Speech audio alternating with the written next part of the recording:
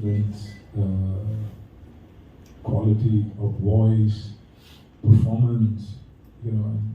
And like Dada said, I think he realized that the camera was playing, because even when we were together, जो गाए हिंदी में गाए अंग्रेजी में गाए, you know, he's genuinely talented. So my advice will always be कि those lights that hit you in the eye, you know, can blind you. So just make sure that you stay away from all that. Be a humble human being like your grandfather was and your uncle is. They both achieved a hell of a lot. Even your mama at a young age, Baba has achieved so much, but yet so humble. So I think this is that one legacy that you need to carry forward. You know, because there'll be a lot of people who will be probably as talented as you are, but the difference is going to be being a man, being a humble man, and that's the difference between a man and a boy.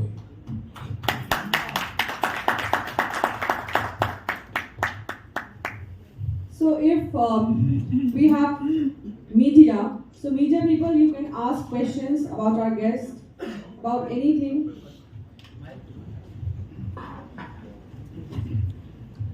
रेगो बहुत ही प्यारा song है और international level पे release होने जा रहा है और लोगों को बहुत पसंद आने वाली है सॉन्ग। वो बुके थोड़ा सा हटा लेंगे किसी को बोल के। और इतना प्यारा कॉन्सेप्ट कहाँ से निकल के आया, मैं जानना चाहूँगा। ये जो कॉन्सेप्ट है, तो मैं बचपन से इंग्लिश गाने बहुत अच्छे गाता था। दादू ने बोला था that why don't you do something different, because blinding lights एक पॉप रॉक है, पर मैंने रेगे जो फ्यूजन है, जो बॉब मार्ली, मैं उनको देख के उनका जो स्टाइल है, उनको वो गाने को मिक्स करके उन्होंने रिक्रिएट किया है। So these songs are all different genres. One is rock, one is sad, one is emotional, one is pop, one is punk, Beatles, and I've done, so like suppose Blinding Lights is pop, I said it's reggae. Then yesterday it's soft, so I've done it more like a poppy soft. So like this concept is very unusual and it's very unique, and this all came from my granddad because he only told me to do it. This is Dr. Shetty. So I'd like to ask you that आज की नई young generation के बारे में आपके क्या विचार है और क्या उनको इतना काम मिल रहा है जिसका वो डिजर्व करते हैं? 100%. You know, यंग जनरेशन के बारे में डिबेट बहुत होता है, लेकिन आई थिंक यंग जनरेशन जितने टैलेंटेड है, जितने ऑनेस्ट है, शायद हम कभी नहीं थे. Of course, उनमें नॉलेज और एक्सपीरियंस ज़्यादा है because they see so much. But socially बहुत conscious है ये यंग जनरेशन. I'm sure वो अपने टैलेंट के साथ साथ सोशल रिफॉर्म करने की भी हमेशा कोशिश करेगा. आई मीन शायद पहले कभी ऐसे नहीं था कि बम्बई में बैठा हुआ बच्चा अगर टर्की में कुछ हो रहा है या सीरिया में कुछ हो रहा है, तो उनकी कोशिश यही है कि सोशली वो उनकी कितनी मदद कर सके. वो थॉट इनमें है. हम तो सिर्फ सोचते रहते थे कि वो कैसे हो सकता है, लेकिन ये बच्चे कर दिखा रहे हैं. सच्चाई उनमें कूट के भरी हुई है. वो बाकी चीज़ें छल कपट उन्हें पता ही नहीं है क्या है. तो मैं इससे पहले भी जब गोविंद जी के साथ बैठा था, तो मैं यही कह रहा था कि इनको लेगेसी अगर देनी चाहिए तो ऐसी क्लीन लेगेसी देनी चाहिए, क्योंकि उन्हें पता ही नहीं कि घूस देना, ये करना, क्या करना है. तो मुझे 5 साल बाद 10 साल बाद एक ऐसा फ्यूचर दिख रहा है जहाँ things are going to be cleaner, smoother. खुश रहना चाहते हैं, अपने लिए मी टाइम निकालना चाहते हैं. आई थिंक बहुत सारी चीज़ें हैं बच्चों से सीखने के लिए, टैलेंट के अलावा भी. You know, how to live life, how to be happy, how to be inclusive, how to spread love और that positive energy. You know, और इसलिए मैं हमेशा कहता हूँ कि बच्चों को म्यूज़िक में, स्पोर्ट में, आउटडोर्स में इन्वॉल्व रखना बहुत ज़रूरी है, क्योंकि ये जो सोशल मीडिया का जो इन्फ्लुएंस है वो कभी कभी खतरनाक भी हो सकता है. यू नो, जितना नॉलेज के लिए अच्छा है उतना ही खतरनाक भी हो सकता है, क्योंकि आप हर चीज़ पे पाबंदी है. दारू पे पाबंदी है, ड्रग्स पे पाबंदी है, ड्राइविंग पे पाबंदी है. इस पे पाबंदी है नहीं.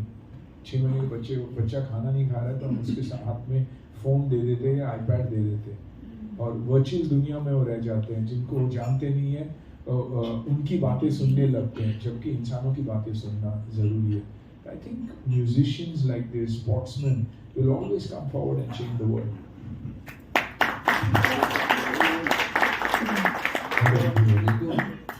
ये सामने आप बप्पी दादाजी को कितना मिस करते हैं इस इवेंट में, और उन्होंने आपको कुछ सलाह दी थी कि आप क्लासिकल म्यूजिक सीखो या कुछ आगे आने के लिए?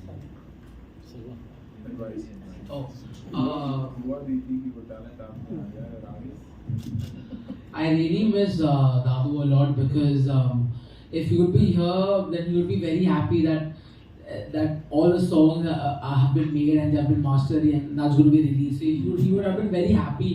But he's there with us. He's physically not there, but he's always in our heart, and he'll always be known through his music, through his humbleness, through his simplicity, and through his kindness. So the advice that my grandpa gave it to Dadu gave it to us to be humble, simple, and to respect elders. That was the only 3 things he used to tell me to do. Wherever you go, like if you become a huge pop star, rock star, then always be humble, be generous, give to people whatever they want, just entertain people. That's what my grandfather used to do, and that's what I will do. इस training in classical music सीख रहे हैं और बहुत जल्दी Indian classical का खबर भी निकलेगा, right? Hi, Rego over here, on your right side, this side, right side, yeah. Congratulations, you're simply amazing, and congratulations to the entire family, like Larry family. I just wanted to know, like, you are a replica of your, Dadu. Yeah, मतलब हमको उनकी याद पूरी दिलाती है। कभी mom से या डैड से कहा था कि उनकी जो स्टाइल थी वो थोड़ा जो ज्वेलरी पहनते थे, अभी you are too small actually, but कभी उनकी ज्वेलरी वाली स्टाइल यू हैव ऐसा कुछ सोचा है या मॉम डैड से आपने कहा है कि यू विल बी आल्सो एक स्टाइल अपनी मेंटेन करोगे, you have that look where your दादू used to always, like he was inspired from Elvis, तो कुछ उस तरह से अपना एक लुक पर आप कुछ वर्कआउट करने के लिए कुछ बात हो रही है, mom and dad would like to answer on that? So my dress code, I want to be like Dadu only, like how he used to dress up. He used to wear his chains, his flashy clothes, and his goggles, his glasses, his shoes. So I just want to like the dress code which my Dadu used to wear. I just want to be like him and to make a name like him around the world and to keep the legacy forward and to work hard. एक gold chain I'll add. सोना पहनने के लिए बहुत मेहनत करना पड़ता है, ठीक है? और सोना कमाने के लिए तो अब तो ये शुरुआत है, खुद के बलबूते पे काम करके मेहनत करके सोना डायमंड जो पहनना है पहनेगा, राइट? एक के बाद एक सोने का चेन ऐड भी होगा। मेरा सवाल राजपाल जी से है, इधर सर। आज आप देखते हैं जो छोटे से बच्चे हैं, मैं तो यहाँ तक देखता हूँ बड़ी मुश्किल से 3-4 साल के बच्चे होंगे, उनको भी माँ बाप चाहते हैं कि वो सुनील शेट्टी बन जाए, राजपाल जी बन जाए, शाहरुख खान बन जाए। जो बचपन से ही प्रेशर आ रहा है सोशल मीडिया के कारण, इसको आप किस तरह से देखते हैं? वैसे क्वेश्चन तो बहुत अच्छा है ये, और इसके जवाब भी बड़ा मुश्किल है देना, लेकिन अगर ये छोटे बच्चे हैं तो हम सब बड़े बच्चे हैं। We are luckiest people in this earth कि हम लोगों ने 3 जनरेशन का पिछले 20 साल में, क्योंकि हमने अब चिट्ठी पत्री का भी ज़माना देखा, उसके बाद में हमने पेजर का भी ज़माना देखा, उसके बाद मोबाइल का भी ज़माना देखा, उसके बाद social media, Facebook, Instagram, this whole world become small village. उसमें करोड़ों साइट्स हैं। चुनाव बहुत ज़रूरी है, और हर आदमी ये आज की, जैसे अन्ना से बात हो रही है कि स्टार्टअप का ज़माना है, और स्टार्टअप में सबको स्टार्ट करना है और सबको दौड़ना है इस रेस में, लेकिन आपको चुनाव बहुत ज़रूरी है कि आपको सिलेक्ट क्या करना है, और उस सिलेक्शन में आप कितने डेडिकेटेड हैं, कितने पैशनेट हैं, कितने आपके अंदर हार्ड वर्क करने की क्वालिटी है। मैं तो ये कह रहा हूँ कि सब आगे बढ़ें, खूब सब सफल हो, रेगो खूब सफल हो, लेकिन इनको जो भी सफलता मिले उसको पचाने की शक्ति जरूर मिले, क्योंकि ये दुनिया ऐसी है कि जितने साधक होते हैं उतने ही फिर आगे पीछे बाधक हो जाते हैं। तो साधकों और बाधकों के बीच में बैलेंस बना के चलिए, और जितना भी अच्छे मन से प्योरिटी के साथ कर पाइए करते जाइए, और बाकी चिंता मत करिए, क्योंकि चिंता करने के चक्कर में प्रेशर ज्यादा होता है। कोई भी बैट्समैन हो, कल सेंचुरी मारी है, आज सुबह से पहली बॉल से उसका एग्जाम है, तो every day is working day, every day is beginning day, every day is new day. Her new day का ऐसे स्वागत करिए जैसे आप बच्चे ही हो। Thank you sir. Sunil Shetty sir से मेरा सवाल है, सर एक वक्त हुआ करता था, हर माँ बाप चाहता था मेरा बेटा डॉक्टर बने, इंजीनियर बने, वकील बने, ब्ला ब्ला ब्ला, लेकिन कहीं ना कहीं आप लोग है ना बड़े पर्दे पर या टेलीविज़न कहें या मोबाइल कहें उसके ऊपर काफ़ी आकर्षित हो रहे हैं। हर कोई चाहता है मेरा बच्चा स्टार बने, कहीं ना कहीं बॉलीवुड से जुड़े, एक्टिंग से जुड़े, ग्लैमर से जुड़े। आपको लगता नहीं क्या जो देश की तरक्की है, जहां हमको डॉक्टर्स, लॉयर्स, साइंटिस्ट पैदा करना है, मोड़ हो रहा है, कहीं ना कहीं विजन घूम रहा है हमारा? बिल्कुल नहीं सर। स्टार्टअप की दुनिया है, टेक की दुनिया है, साइंस की दुनिया है, और उसी तरह लोग बढ़ रहे हैं। आप क्योंकि इस इंडस्ट्री से जुड़े, आपको सब एक्टर्स और सिंगर और डांसर ही दिख रहे हैं, लेकिन मैं जब दुनिया घूमता हूँ तो मुझे यूनिवर्सिटी जाता हूँ तो मुझे डॉक्टर्स, इंजीनियर्स और जिससे लोग खुश होते हैं। माँ बाप बहुत कुछ चाहते हैं, लेकिन बच्चा क्या चाहता है ये जानना बहुत जरूरी है। एक बार हम जान लें कि बच्चा क्या चाहता है और उसकी खुशी पर हम ध्यान दें और उसे एनकरेज करें तो वैसे ही रहना चाहिए। पहली बात तो हम माँ बाप को सोचना बंद कर देना चाहिए कि मेरा बेटा या बेटी क्या चाहता है, को क्या बनना चाहिए।